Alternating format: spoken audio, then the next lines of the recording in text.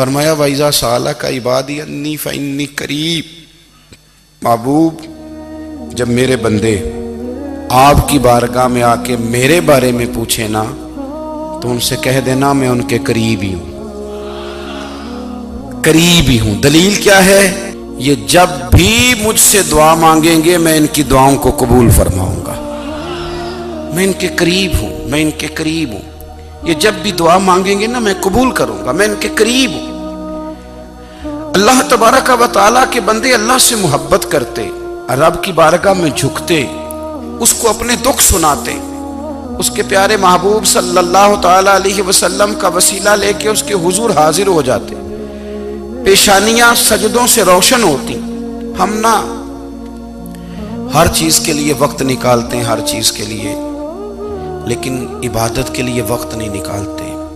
ہر شے آباد ہے، ہر شے، ہماری فیس بک بھی آباد ہے، واٹس ایپ بھی آباد ہے، ہمارے ٹویٹر بھی آباد ہیں، ہماری ہر چیز آباد ہے۔ سب سے کم آباد ہمارا مصلی رہ گیا ہے، سب سے کم۔ وہ لوگ اب ڈھونڈنے سے ملتے ہیں جن کی بغل میں مصلی ہوتا تھا۔ میرے بھائی آپ کتنا کو دنیا کے پیچھے بھاگو گے تھکا دے گی، کتنا دولت کے پیچھے بھاگو گے تھکا دے گی۔ آپ جب اپنی زندگی میں جمع تفریق کرو گے نا تو مرتے وقت احساس ہوگا کہ سارا کچھ تو لوگوں کے لیے کیا، اپنے لیے تو کر ہی کچھ نہیں سکے۔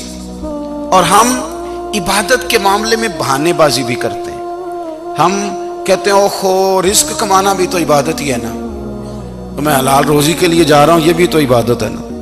میری طرح کے لوگ کہہ دیتے ہیں کہ میں سویرے اٹھ کے مدرسے میں کچھ اسباق دیکھتا ہوں تو یہ بھی تو عبادت ہے، میں بیان کرنے کے لیے مطالعہ کرتا ہوں تو یہ بھی تو عبادت ہے نا، اتنے لمبے سفر کر کے ملک میں دنیا میں گھومتا ہوں تو یہ بھی تو میں عبادت ہی کر رہا ہوں۔ اب اسپیشل نفلوں کے لیے وقت کس طرح نکلے، اسپیشل کر کے تسبیح میں کیسے چلاؤں، میں سارا کچھ ہم بہانے بنا لیتے ہیں نا۔ میرا سوال یہ ہے کہ یہ ساری باتیں صحابہ کو، نبی کریم کو، دیگر لوگوں کو بھی تو پتہ تھی نا، لیکن آپ غور تو کریں 23 سال حضور کو وقت ملا، مختصر وقت ظاہراً تبلیغ کرنے کے لیے، پوری دنیا میں دین بھی پھیلانا ہے۔ گھر میں 11 ازواج ہے، 4 بیٹیاں ہیں، ان کی اولادیں، سارے کام کاج بھی دیکھنے، لیکن سیدہ طیبہ طاہرہ حضرت عائشہ صدیقہ رضی اللہ تعالیٰ عنہ فرماتی ہیں سارا دن تبلیغ کرتے، ہر غلام کے دکھ سنتے، گھر میں آتے تو اپنے گھر والوں کا خیال کرتے، کام میں ہمارا ہاتھ بٹاتے۔ قربان جاؤں، کہتی ہیں زمانہ سارا سو جاتا لیکن آمنہ کے لال مصلی بچھا لیتے۔ دنیا سو گئی، ساری سب سو گئے، جو خدام تھے، وہ جو غلام تھے وہ سو گئے۔ صحیح مسلم میں لفظ ملیں گے، سیدہ پاک فرماتی ہیں او میرے نبی کے غلاموں، میں نے یہ رنگ بھی دیکھا ہے کہ حضور نے اتنا کھڑے رہے، اتنا قیام کیا، اتنا قیام کیا کہ مقدس پیروں میں ورم آ گئے، سوج گئے پیر، اتنے بڑے۔ دل پہ ہاتھ رکھ کے نہیں بتا سکتا کہ میرے کبھی نماز میں پیر سوج گئے، کوئی نہیں بتا سکتا۔ بچوں کی روٹی کماتے تھک گئے بات الگ ہے، ہم سیر کرنے گئے تو تھک گئے بات الگ ہے، لیکن عبادت میں یہ بھی تو مسلم شریف ہے نا، یہ بھی تو دین ہے نا، یہ بھی تو حضور کی سنت ہے، یہ بھی تو وہ چیز ہے جو کریم کی آنکھوں کی ٹھنڈک ہے۔ سیدہ فرماتی ہیں پیروں میں ورم آ گئے، اور ساری رات ہی حضور نے نماز پڑھی اور ایک ہی آیت بار بار دہرائی۔ مسجد نبوی میں بلال حبشی نے فجر کی اذان دے دی اور حضور ابھی مصلی پہ تھے، کریم فارغ ہوئے، میں نے عرض کی یا رسول اللہ صلی اللہ علیہ وسلم آپ کے تو صدقے اللہ اگلے پچھلوں کے گناہ معاف کرے گا، تو آپ اتنی آہوزاری کیوں فرماتے ہیں؟ آپ تو شفیع ہیں، آپ تو انبیاء کے امام ہیں۔ تو حضور نے فرمایا عائشہ تم نے گنوایا ہے نا میرے اللہ کی مجھ پر کتنی رحمت ہے، افلا اکون عبدا شکورا، فرمایا اگر اس نے اتنی نعمتیں دی ہیں تو کیا میں اس کا شکر گزار بندہ نہ بنوں، میں شکر گزار بندہ نہ بنوں اس کا؟ پھر اگر اتنی نعمتیں اس نے دی ہیں، مجھے اتنا نوازا ہے، تو پھر میں اس کے سامنے سجدے نہ کروں؟ او میرے بھائی، بڑے قابل فخر لوگ ہیں ہم کہ ہم نبی پاک کے غلام ہیں، ہم قابل فخر ہیں کہ نبی کریم کے غلام ہیں، کیا کبھی اس غلامی کے شکرانے میں بھی 2 نفل پڑھے کہ یا اللہ تیرا شکر ہے تو نے ہمیں حضور کا غلام بنایا ہے؟ یاد رکھیں کہ اپنی روحانی زندگی کو آباد کریں، استغفار پڑھیں، تسبیحات کریں۔ حضرت عبداللہ ابن عمر رضی اللہ تعالیٰ عنہ حضرت عمر کے صاحبزادے ہیں، مکہ مکرمہ میں ان کی قبر ہے۔ میں نے جب انہیں پڑھا تو مجھے ان سے بڑا پیار ہو گیا، لیکن آپ کو پتہ ہے وہاں جا کے کسی شخص کا مزار تلاش کرنا یا پوچھنا ایک مشکل کام ہوتا ہے۔ تو ایک دفعہ میں مکہ شریف میں حاضر تھا، تو ایک گاڑی والا ڈرائیور مجھے کہنے لگا کہ مولانا میں آپ کو جانتا ہوں، مجھے آپ سے محبت ہے، ایک بات بتاؤں آپ کو؟ میں نے کہا بتاؤ۔ کہنے لگے حضرت عبداللہ ابن عمر کی قبر دیکھنی ہے۔ میں نے کہا یہ تو نہیں کہہ رہا، یہ کسی نے بندوبست کرایا ہے، یہ اللہ نے تیرے دل میں بات ڈالی ہے، یہ ہو گیا، تو لے چل مجھے۔ حضرت عبداللہ ابن عمر کو نبی پاک نے فرمایا تھا راجل صالح، یہ نیک بندہ ہے، یہ متقی آدمی۔ حضرت عبداللہ ابن عمر رضی اللہ تعالیٰ عنہ سیدنا فاروق اعظم رضی اللہ تعالیٰ عنہ کے صاحبزادے ہیں، اور ان کی ہمشیرہ سیدہ حفصہ رضی اللہ تعالیٰ عنہ حضور کی زوجہ محترمہ۔ ایک دن اپنی ہمشیرہ سے کہنے لگے کہ نبی کریم صلی اللہ تعالیٰ علیہ وسلم گھر میں آئے نا، اور اگر حضور غم امت میں پریشان نہ ہوں، طبیعت کو حشاش بشاش دیکھو، تو ذرا پوچھنا تو صحیح حضور کا میرے بارے میں کیا خیال ہے، پوچھنا تو صحیح کہ کریم کی بارگاہ میں میرا کیا مقام ہے، میرے بارے میں حضور کیا فرماتے ہیں۔ اب بہن کو کام بتائے، اور بتائے بھی بھائی، اور پھر بہن وہ کام نہ کرے، یہ تاریخ میں ہوتا نہیں۔ حضرت عمر فاروق رضی اللہ تعالیٰ عنہ کی صاحبزادی ام المومنین رضی اللہ تعالیٰ عنہ فرماتی ہیں کہ میں تو بس منتظر تھی۔ انہوں نے تو کہا تھا نا کہ اگر تم حشاش بشاش دیکھو تو بات کرنا، لیکن حضور تشریف لائے، میری باری تھی، میرے گھر تشریف لائے، کھانا پیش کیا تو فوراً میں نے عرض کی حضور ایک بات پوچھنی تھی۔ تو حضور نے فرمایا پوچھئے۔ میں نے عرض کی حضور میرے بھائی عبداللہ ابن عمر کے بارے میں آپ کا کیا خیال ہے؟ نوجوانوں میری بات پہ غور کرنا، میرے بھائی کے بارے میں آپ کا کیا خیال ہے؟ تو نبی کریم صلی اللہ تعالیٰ علیہ وآلہ وسلم نے میری طرف دیکھا، اور پھر حضور زیر لب تھوڑا مسکرائے، اور بریلی کے امام کہتے ہیں کہ حضور مسکرا دیتے تھے نا تو جو بڑا دکھی ہوتا تھا وہ بھی ہنس پڑتا تھا۔ اب سوال پیدا ہوتا تھا کہ پھر تو اس مسکراہٹ کے لیے انتظار کرنا پڑتا ہوگا کئی مہینے کہ حضور مسکرائیں تو رونے والے ہنسیں، تو اعلیٰ حضرت فرماتے نہیں، انتظار نہیں کرنا پڑتا، یہ مسکراتے رہنا تو حضور کی عادت ہے۔ جس کی تسکین سے روتے ہوئے ہنس پڑے، اس تبسم کی عادت پہ لاکھوں سلام۔ یعنی یہ تو عادت ہے حضور کی مسکراتے رہنا، اس کے لیے انتظار نہیں کرنا پڑتا۔ بھائیو آپ خیال رکھیں گے، غور کریں گے، حضرت عبداللہ ابن عمر رضی اللہ تعالیٰ عنہ کے بارے میں پوچھا تو سیدہ فرماتی ہیں کہ نبی کریم صلی اللہ تعالیٰ علیہ وسلم نہ زیر لب مسکرائے اور فرمایا حفصہ تیرا بھائی ہے تو اچھا، لیکن میں نے سنا ہے کہ عشاء کی نماز پڑھتا ہے تو فجر تک سویا ہی رہتا ہے۔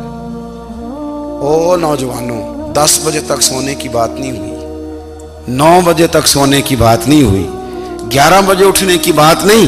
حضور فرمانے لگے میں نے سنا ہے کہ عشاء کی نماز پڑھ کے سو جاتا ہے اور فجر تک سویا ہی رہتا ہے، اسے چاہیے کہ تہجد کے وقت اٹھا کرے، اللہ کی بارگاہ میں حاضر ہوا کرے، آہوزاری کرے، سجدے کرے، عبادت کرے، اٹھتا ہے اور فجر میں جا کے اٹھتا ہے۔ حضرت جناب حفصہ رضی اللہ تعالیٰ عنہ کہتی ہے میں نے جناب عبداللہ ابن عمر کو پیغام دیا اور میں نے کہا میرے جوان بھائی سن، نبی پاک نے فرمایا ہے تو اچھا پر تہجد میں نہیں اٹھتا، نفل نہیں پڑھتا۔ او میری ملت کے جوانوں، مزہ نہیں آ جاتا جب ساری دنیا سوئی ہو، ساری دنیا، اور بستر بھی گرم ہو اور نیند بھی پورا غلبہ کر رہی ہو، اور اچانک گھنٹی بجے دماغ میں، آنکھ کھلے، گھڑی پہ نظر پڑے، 3:30 4 بجے کا پیغام گھڑی بتائے، اور کوئی چڑھتی جوانی والا اٹھ کے وضو کرے، اور جب وہ مصلی کھول کے بچھائے تو مدینے والے محبوب کہتے ہیں کہ ہر نماز پہ رب ثواب دیتا ہے، اور جو اٹھ کے تہجد کی نماز پڑھے اسے دیکھ کے تو رب مسکراتا ہے، جو اس کی شان کے لائق ہے، جو اس کی شان کے لائق، وہ مسکراتا ہے، خوش ہوتا ہے کہ میرا بندہ تہجد میں اٹھ گیا، وہ مسکراتا ہے۔ کاش ہماری صبحیں کبھی اپنے مالک کے نام ہو جائیں، کاش کے صبحیں۔ حضرت ابو الحسن رحمۃ اللہ تعالی علیہ حضرت معاذ ابن جبل رضی اللہ تعالیٰ عنہ کے پاس بیٹھا کرتے تھے، فرماتے ہیں ان سے جو پیار بڑھا تو پھر میرا مصلی سے بھی بڑھ گیا۔ تابعی ہیں، فرماتے ہیں صحابی رسول سے محبت ہوئی تو ذکر سے بھی ہو گئی، پھر درود شریف سے بھی ہو گئی، محبت ان سے بڑھی تو پھر اللہ نے مسجد کا پیار بھی بڑھا دیا۔ آپ فرماتے ہیں کہ میری ہر وقت بھی یہ چاہتی تھی کہ بس اللہ اللہ کروں، بس اللہ اللہ کروں، بس نہ میں ذرا تھوڑی جان چھڑاؤں لوگوں سے، کوئی 10 منٹ ملے تو میں کوئی 4 نفل پڑھ لوں، میں تھوڑا سا نہ بچوں لوگوں سے، اور مجھے تسبیح ملے تو میں نہ کچھ 400-500 دفعہ استغفار پڑھوں، سبحان اللہ، الحمدللہ، اللہ اکبر، لا حول ولا قوت الا باللہ، میں نہ تسبیحات پڑھوں۔ فرماتے ہیں کہ بچے تھے گھر میں 6-7، غربت تھی، کام ملتا کوئی نہیں تھا، اور میں کام چور نہیں تھا، کام ڈھونڈتا تھا، پر اللہ کی قدرت کے کام نہیں ملتا تھا۔ فرماتے ہیں کہ میں نے ایک دن اپنی اہلیہ سے کہا کہ آج میں پھر جاتا ہوں کام ڈھونڈنے، تو میری بیوی بڑی فرما بردار تھی، پر اس دن نہ غربت کے ہاتھوں تنگ آ کے کہنے لگی آج نانا کوئی تو چیز لے کے آیا، تو مجھ سے بچوں کی بھوک نہیں دیکھی جاتی، یہ سب روگاں دا روگ محمد جس دا نام غریبی، کنڈ بلا کے لنگ جاندے نہیں دوست یار قریبی، آج نہ کچھ لے کے آیا تو میں بچے لے کے چلی جاؤں گی۔ شیخ فرماتے ہیں کہ میں بڑا پریشان گھر سے نکلا، پر میں نے صبح سے لے کے زور تک کام ڈھونڈا، کام ملا کوئی نہیں، تو میرے دل میں خیال آیا چلو کام نہیں ملتا تو اللہ اللہ تو کرے نا، چلو بندوں کی مزدوری نہیں ملتی تو رب کریم کی عبادت ہی کرتے ہیں۔ فرماتے ہیں کہ میں نے نا فرات کے پانی سے وضو کیا، نہر کے، شدید دھوپ تھی، ساتھ ریت تھی اور ریت تپ رہی تھی، میں نے اپنا رومال وہیں مصلی کے طور پر بچھا لیا، اور فرماتے ہیں کہ زور سے لے کر عصر تک نماز پڑھی، دھوپ بھی پورے زور پہ، پر میرے سجدے کا ذوق بھی پورے زور پہ۔ فرماتے ہیں سورج بھی چمک رہا ہے اور رب کی عبادت کا ذوق بھی پورے زور پہ، میں سجدہ کروں تو پھر میرا اٹھانے کو جی نہ چاہے۔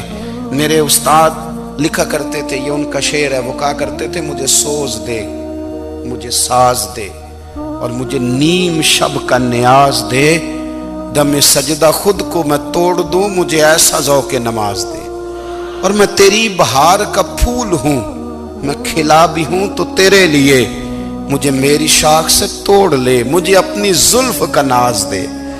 بھائی فرماتے ہیں کہ عصر تک میں نے نفل پڑھے، دل ڈھلنے لگا، عصر کی نماز پڑھی اور میں وہاں سے چلا۔ اب میں جب نکلنے لگا تو دل میں خیال آیا کہ چھوٹی چھوٹی دیواریں ہیں گھر کی، بغیر کچھ لیے جاؤں گا تو بیوی دور سے دیکھے گی تو شور کرے گی کہ پھر خالی ہاتھ آ گیا ہے۔ کہتے میں نے اپنے اسی رومال میں جس پہ میں نے نماز پڑھی تھی نا، رومال میں کی آخی دے پنجابی جو صافہ کہتے ہیں، اسی میں نا میں نے کچھ ریت بھر لی کہ وہ دور سے دیکھے گی تو سمجھے گی کچھ لے کے آیا ہے، چلو جا کے اسے بتا دوں گا کہ آج پھر مزدوری نہیں ملی۔ کہتے ہیں وہ ریت لے کر جب میں گھر میں گیا تو پہلے بیوی دروازے پہ کھڑی ہوتی تھی، پوچھتی تھی خالی ہاتھ آ گئے ہو؟ آج میں نے دیکھا تو ہے ہی کوئی نہیں۔ فرماتے ہیں میں اندر داخل ہوا، سلام لیے، کونے میں میں نے وہ رومال رکھ دیا اور میں نے آواز دی کہ بھلی مانس کہاں ہو؟ تو وہ کہنے لگی آپ منہ ہاتھ دھو لیں، میں روٹی لے کے آئی۔ میں نے کہا روٹی کہاں سے آ گئی؟ یہاں تو کئی دنوں کے فاقے، تو کئی دنوں کی غربت ہے، یہاں تو اس گھر میں تو فقیری ہے۔ فرماتے ہیں کہ وہ روٹی لے کے آئی اور اس وقت کی جو موجودہ نعمتیں تھیں، سمجھ لیں سلاد، اچار، ہر چیز ساتھ لائی۔ میں نے کہا کہ بچے کہاں گئے؟ کہنے لگی وہ کھانا کھا کے کھیلنے گئے، آپ کھانا کھا لیں آ جاتے۔ کھانا اس نے چن دیا۔ میں نے حیرت انگیز لہجے میں ساری نعمتیں اپنے دسترخوان پہ دیکھ کر کے بیوی سے پوچھا یہ کہاں سے آیا کھانا؟ بچوں کو تو نے کہاں سے کھانا کھلایا؟ یہ سارا کچھ کیسا ہے؟ کہنے لگی پتہ نہیں آج آپ کس کریم کی مزدوری کرنے چلے گئے تھے۔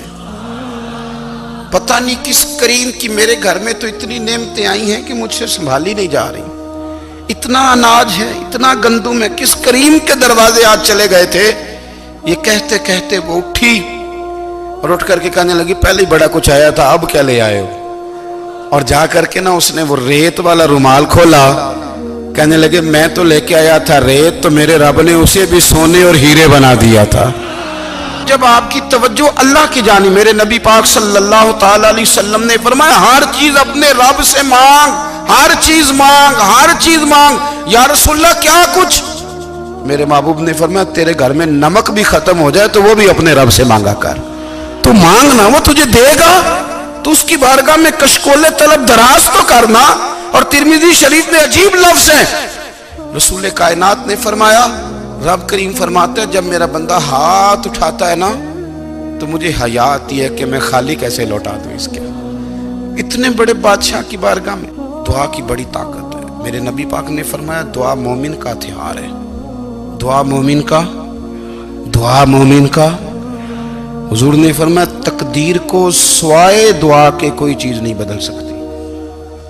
دعا مومن کا ہتھیار ہے، یہ کافر کے پاس کوئی نہیں، یہ ہتھیار ہے مومن کا۔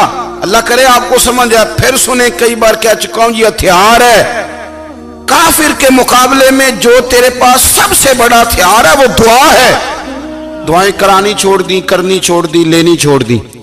حضرت سیدنا انس بن مالک رضی اللہ تعالیٰ عنہ فرمایا کرتے تھے میں نے وہ رنگ دیکھا ہے جب حضور دعا مانگتے تھے اور حضور کی مقدس آنکھوں میں آنسو بھی ساتھ ہی بہا کرتے تھے، میں نے وہ انداز دیکھا ہے۔ بھائی اپنا مصلی کا، عبادت کا، وظائف کا، اللہ اللہ کا سلسلہ اس کو مضبوط کریں، اپنی دعاؤں کے تعلق کو مضبوط کریں۔ دعائیں بڑے انقلاب برپا کر دیتی ہیں۔ ہم تھوڑے تھوڑے نا جب سے خشک ہوئے ہیں نا، خشک، اور میری تو جماعت ہی صوفیاء کی جماعت تھی، ہم تو داتا علی اجمیری کی جماعت سے، ہم تو خواجہ اجمیری کی جماعت سے، ہم تو شیخ احمد فاروق سرہندی کی جماعت سے، ہم تو صوفیاء کی جماعت۔ ہماری جماعت نے بھی وہ تعلق جو ہمارے بزرگوں نے بنایا تھا۔ بزرگ اللہ کے قریب کیسے جاتا ہے؟ تو ہمارے یہاں نا بہت سارے لوگ کہتے ہیں جی نظر ہو گئی تو کام ہو گیا۔ بھائی جو بخاری مسلم میں طریقہ ہے نا اللہ کا قرب پانے کا، وہ تو نفل ہے۔ نبی کریم علیہ السلام نے فرمایا بندہ نفلوں کے ذریعے رب کے قریب جاتا ہے، اور اتنا قریب جاتا ہے کہ پھر اللہ اس کی زبان بن جاتا ہے، اللہ اس کی آنکھیں بن جاتا ہے، کان بن جاتا ہے، ہاتھ اور پیر بن جاتا ہے۔ تو یہ تو عبادت ہے، یہ تو اللہ کی بارگاہ کی حاضری ہے جو آپ کو اللہ کے قریب کرے گی۔